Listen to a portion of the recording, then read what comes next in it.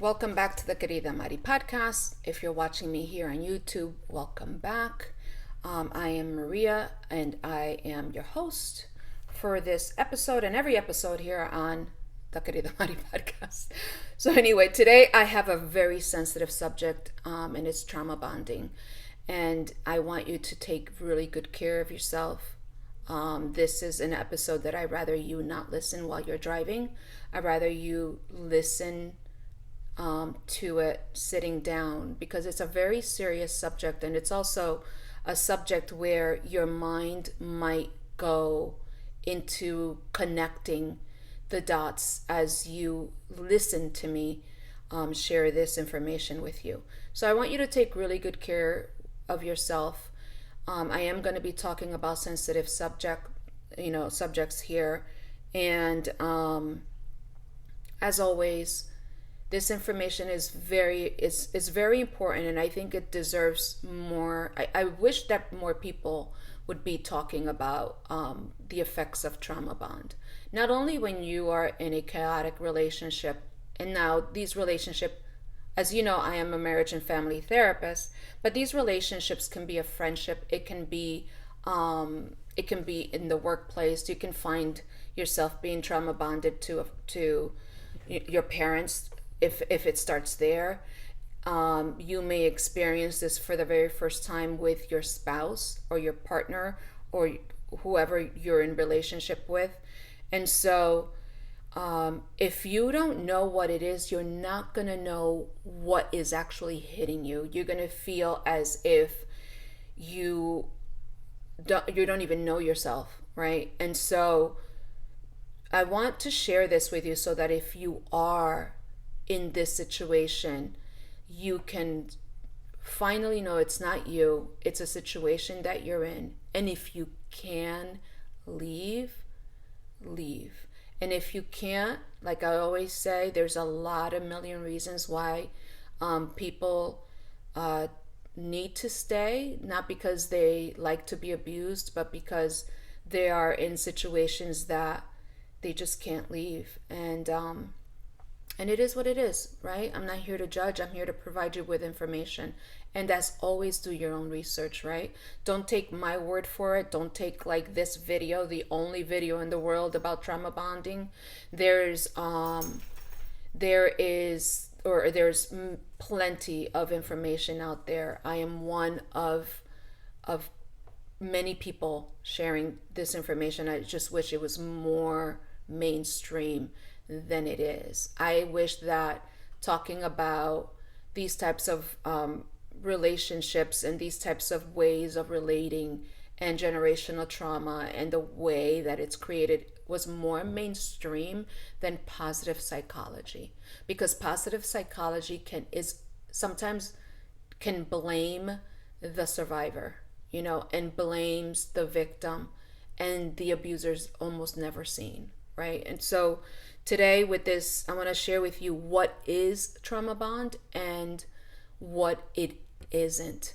Okay, so one of the things that trauma bond is a way of connecting with one another. One of the things that it's not is that people.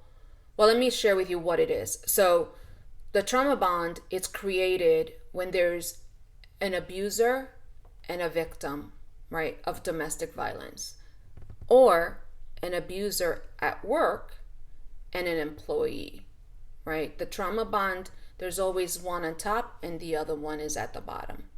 And so the one on top is the abuser, then the one at the bottom is the victim. So it's like the hierarchy, right? And in a narcissistic relationship, it's the narcissist who's abusing the victim, whoever it is, whether it's the child or the one that has the least power in the relationship. And so you also see this in cults, the trauma bond, and people have a really difficult time leaving a cult or leaving a religious group that can mimic a cult. And so it is very difficult when someone has been in a trauma bond type of relationship for many years. It's very difficult.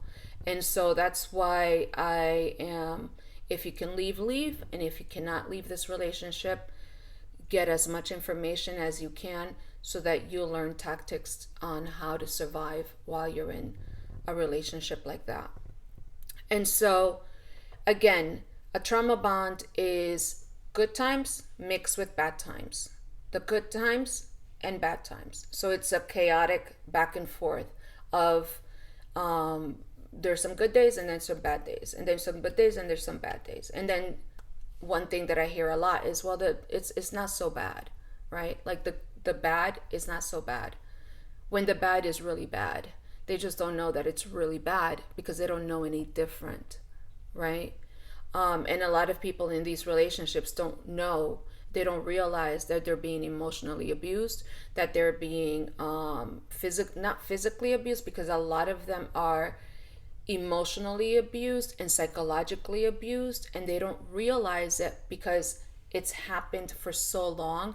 They've been molded and baited and gaslit and all of these things that they don't realize that they're in a trauma bond with whoever this person is. Okay. And so again, this can happen in the workplace, this can happen in friendships, and this can happen with parents and children, and it happens more than you think you know. And if you have never experienced trauma bonding, you are a unicorn. You are one of not so many. And God bless you that you have not experienced this, because it's awful.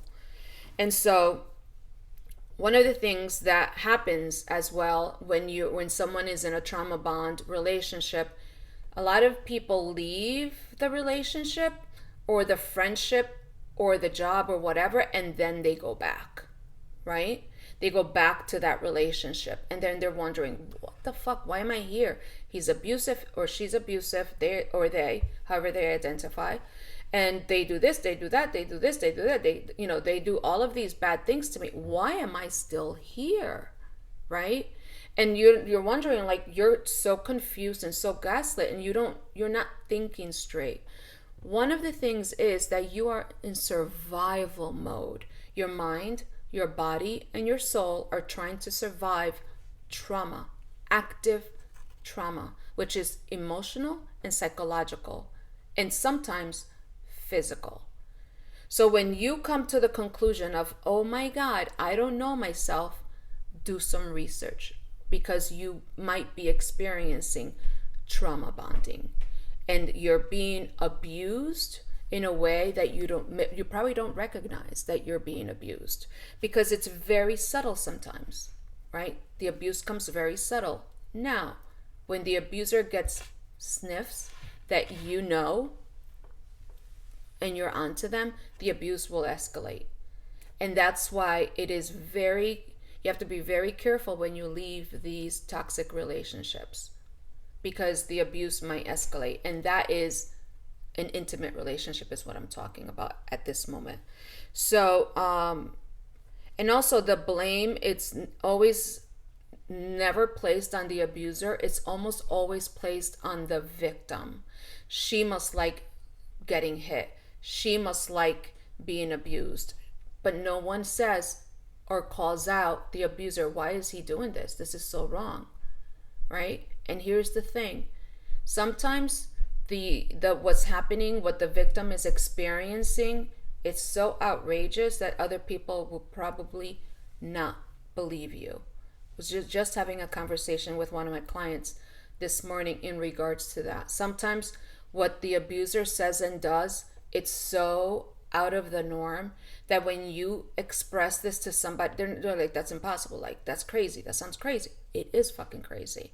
And that's why there's self-blame, right? And that's why people stay in these relationships longer than they should or longer that they want to, is because of the self-blame. Because this is outrageous. I don't even believe it myself. Why is it? How could this possibly be happening?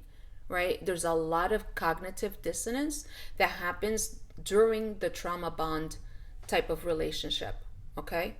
And so one of the things that trauma bond is not is trauma bonding is not two people with a bottle of wine talking about this is what happened to me, and this is what happened to me, and this is what happened to me, and this is oh my God. And then the tears come out and girls are bonding, blah, blah. That's not trauma bond. Okay? That's just you talking with your girlfriends about experiences that you guys shared, and you're drinking a bottle of wine, and then the next day you feel so good because you shared your shit with your girlfriends. That is not trauma bonding. You're not bonding through trauma. Trauma bonding is a manipulative tactic that perpetrators do to manipulate and gain power and control over their victim. That's what trauma bond is. Okay? So think about, and you'll see this with parents and children as well. Okay? So think about it like Nicole Brown, right? No, Nicole Simpson Brown or whatever. That guy, oh my God, I'm blanking on his name. Simpson. And Nicole Simpson. That was a trauma bond. That was abusive. Princess Diana. Prince Harry and his wife. There are so many people that that are, they're dead now, but except Prince Harry. But there's so many people that go through this. They're in the public eye, but they always go towards the victim. Like, why did they stay? Listen, no one shows up on the first date throwing fucking punches. No one. If that happened, there would be you get it now, right? Like, no one shows up with like, hey, this is the way that I like I'm in a relationship, I'm gonna trauma bond you. No one shows up like that. This is done through time, right? It's to gain power and control over the victim. Okay? Now,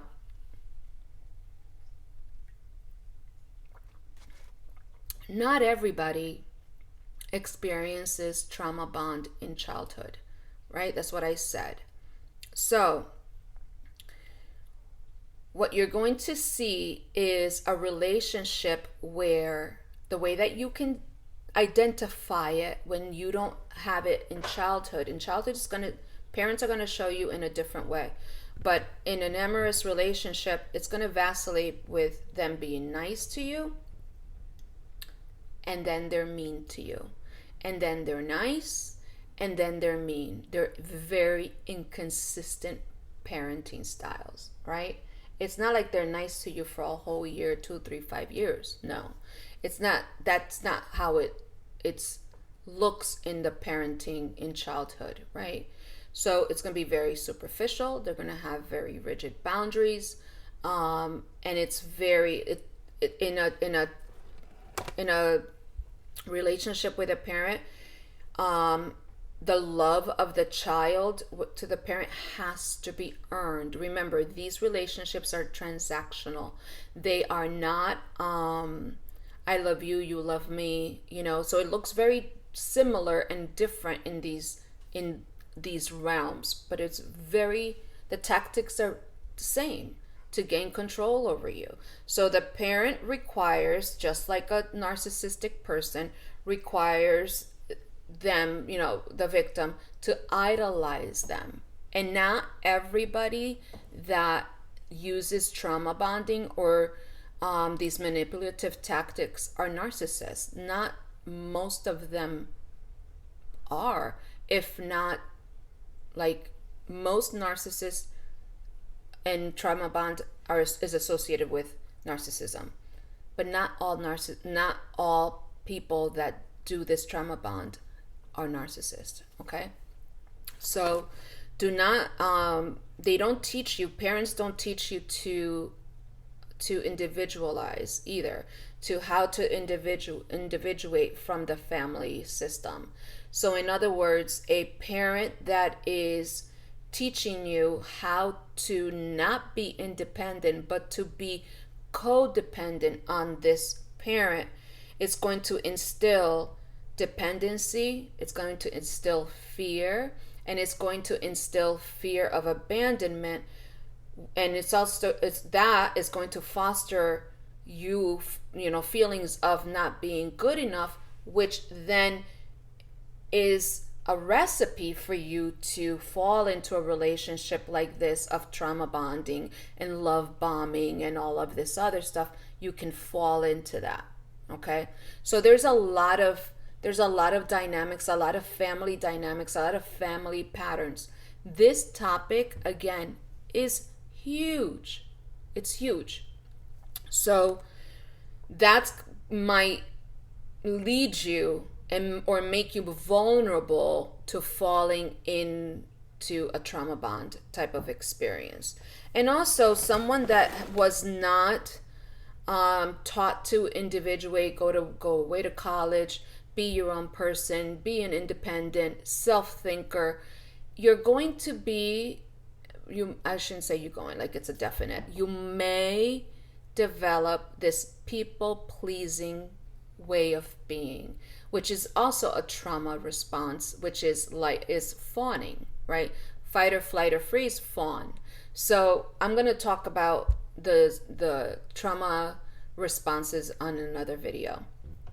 Okay, so the fawning response is something that people do, survivors of trauma will do to keep themselves safe. And so that's also leads to victims self-shaming and self-blaming. Okay, so not only does society blames the victim, but the victim begins to self-blame, confuse, and all that other stuff. And then what happens is they stay in these relationships longer because they're like, well, maybe it's me. Maybe I'm doing something. Maybe it's that. Because that way of thinking is also coming from a childhood where I'm trying to figure out how I can make my mom or my dad happy, how I can be good enough for my mom, or how I can be good enough for my dad, or something like that, when you're set up to never be good enough for your mom and dad because they don't want you to leave. They want you to stay and be, feeding them, okay, instead of you becoming your own person and feeding yourself and being your own. Okay, so in regards to the trauma bond, remember that it's relational. It's a relationship. Okay, so trauma bond is dysfunctional. It's harmful. The dynamics are mixed in with nice behaviors that mimic love. It's not love. People that love you don't hurt you this way. People that love you may hurt you, and then they apologize and they don't do it again. Okay, so this I want to be clear that this, what you're experiencing, love does not exist. It's love bombing. That's the way the literature is calling it, but it's not love. Okay. It's also another question that I'm looking at my notes here. Another question that I get is, do they know? Like, do the people that are hurting you, the people that are manipulating you, the people like the narcissist or the abuser, do they know that they're doing these manipulative tactics? Okay. One of the things that survivors of abuse always ask is, do they know that they're hurting me? Now, ask yourself this question. I'm going to ask you a question. Do you know when you're hurting someone? When someone tells you that you're hurting them, do you continue to hurt them? No. When you're being manipulative, do you know that you're being manipulative? Yes. Do you feel guilty for being manipulative? Yes. Then they know that they're hurting you, right? We all know that we're hurting and we continue, right? They know. They know. You've told them plenty of times, don't do this, don't do that, please don't stop, and they continue. They know. You've told them plenty of times. Now, that question, do they know that they're hurting me, comes from trying to justify their behavior. Well, maybe if they knew, they would do something different. No, they know. Okay, they know. And but that question also comes from childhood, right? Well, if I knew like how to do X, Y, and Z, then I wouldn't make my parents so mad. I wouldn't make my mom so angry with me. Well, maybe if I can control myself, maybe my mom and dad would like me, or maybe I would be good in. No, no, girlfriend. Mm-mm. No. You were created as a child perfectly. Okay? You're a child. Your mom and dad were there to raise you, support you, and be loving to you, not abusive to you. Okay?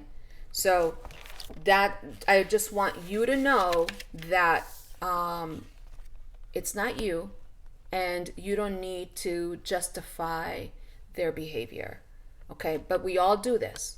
You know, people that have been in these types of relationships justify, especially people like us that are empathetic and highly sensitive. We take on other people's bullshit to see if we can fix it. Nope, we ain't doing that. Okay? Those days are over, long gone. Turn the page, new year, right? So, one of the things that trauma bonding is not a response to trauma. Okay? A trauma response is like responding appropriately to a trigger. So something triggers you, a sound, a smell, something you see, an experience triggers you, and you have a response, appropriate response to that trigger, that whatever that trigger is. That trauma response might last minutes, it might last, not years. Trauma bonding is years, not a trigger, right? So now there's trauma responses that happen while you're in a trauma bonding relationship or in a trauma bond with someone. And some of the common responses to trauma bond is self-blame, justification, experiencing shame, cognitive dissonance, isolation, suicidal ideations. You might experience homicidal ideations. And this reminds me of, I'm going to be super duper aging myself, but if you ever, you young people that are listening, if you Google Lorena Bobbitt, this was a woman that in the early 1990s, she was in a relationship with her husband, and she was, I believe she's an immigrant of somewhere in Latin America, Ecuador or Colombia, one of those two countries. And she was married to this man who was abusing her, raping her for years and years. She ended up cutting his penis and throwing it out the window of her car. And she was found not guilty. She was found in reasons of insanity, right?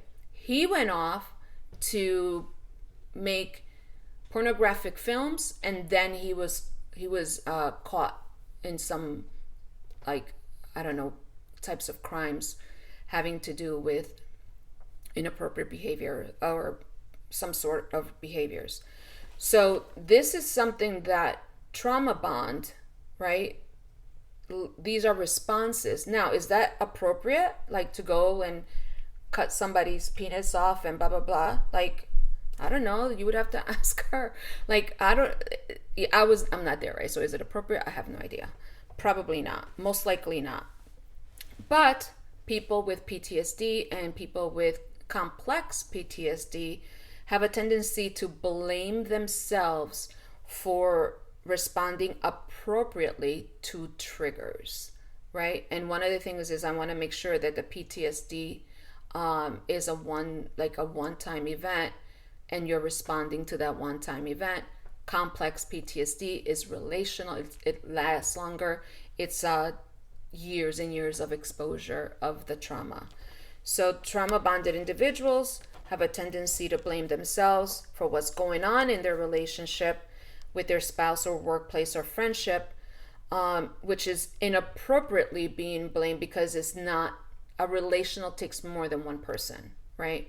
And so, and also blaming themselves for the accident or things like that. So one thing that I also want to talk about and share with you, and I know that I'm going a little longer today, healthy relationships, I'm going to do versus trauma bond relationship. Okay. So healthy relationship, it's respectful.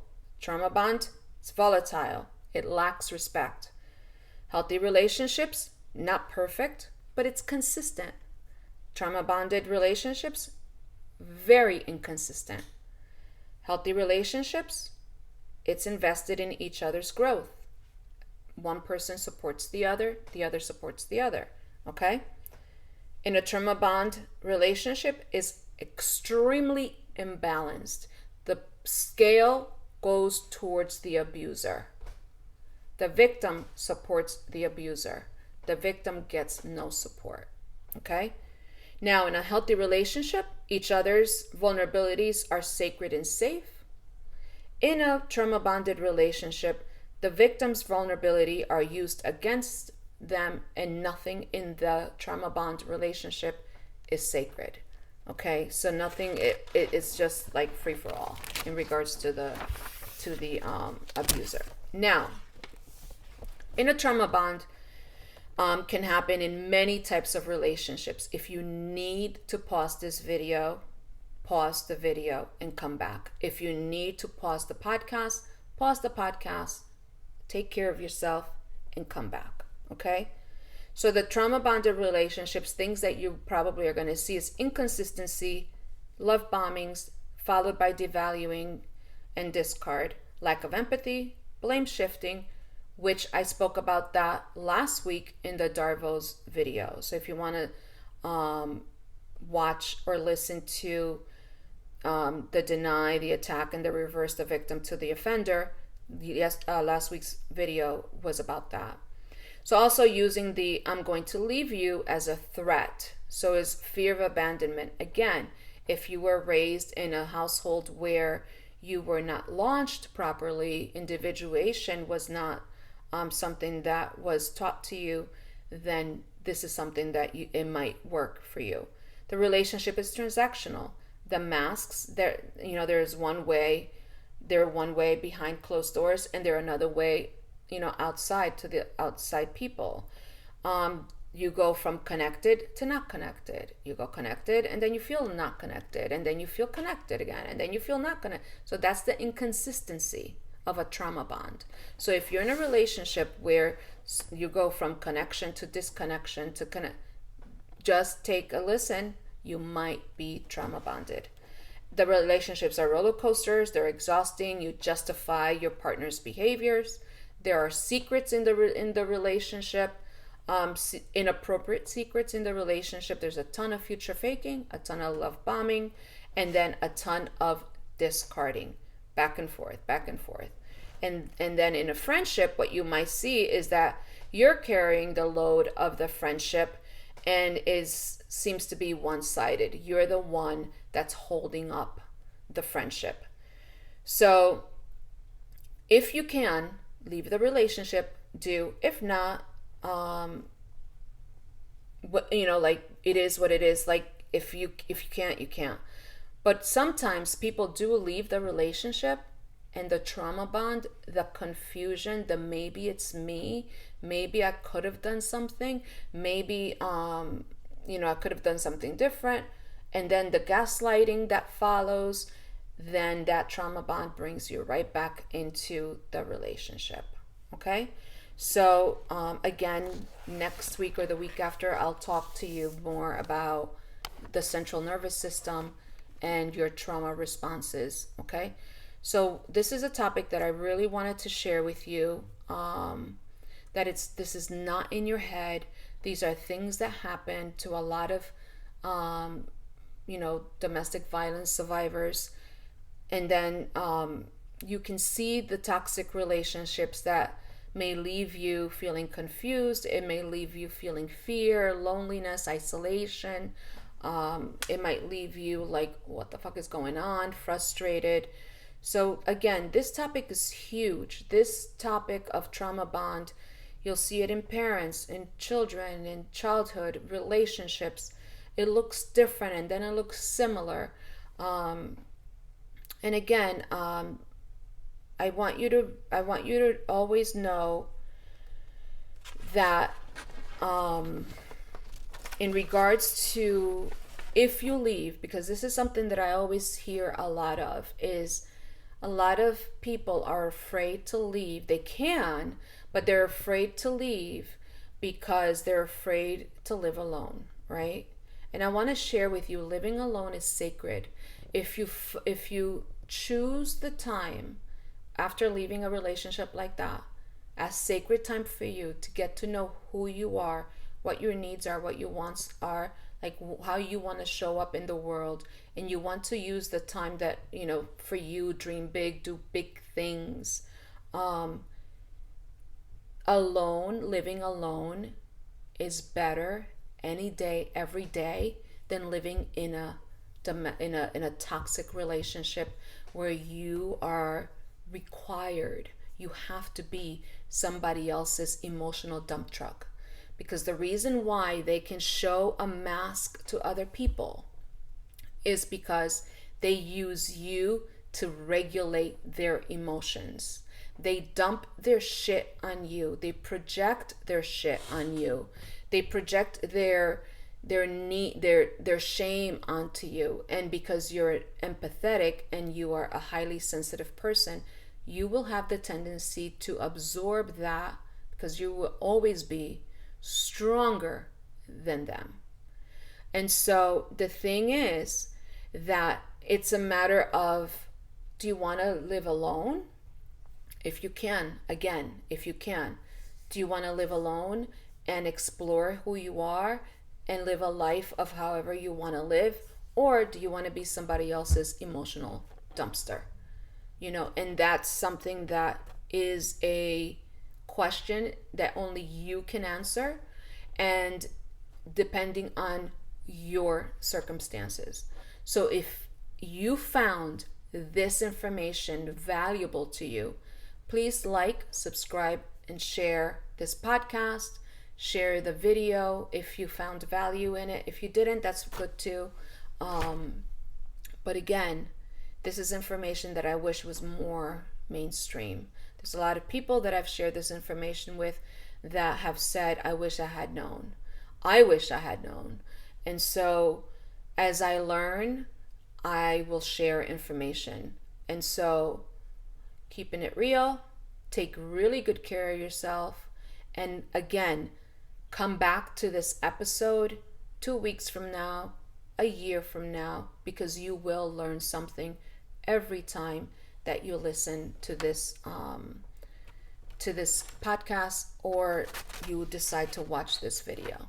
Thank you so much for watching. Thank you so much for listening. And I'll see you next week with another video. Take good care. Bye-bye.